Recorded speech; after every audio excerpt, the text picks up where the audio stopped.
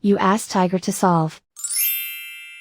This deals with linear equations with one unknown. The final result is w equals -6. Let's solve it step by step. Simplify the expression. Simplify the arithmetic.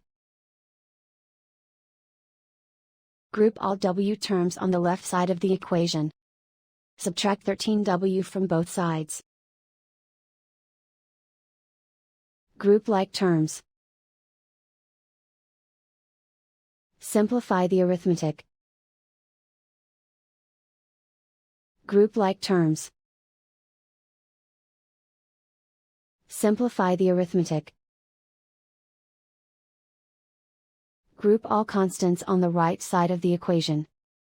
Subtract 6 from both sides. Simplify the arithmetic.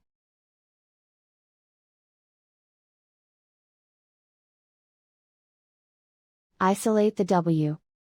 Divide both sides by -8. Cancel out the negatives. Simplify the fraction. Move the negative sign from the denominator to the numerator. Find the greatest common factor of the numerator and denominator. Factor out and cancel the greatest common factor. And so the final result is w equals -6.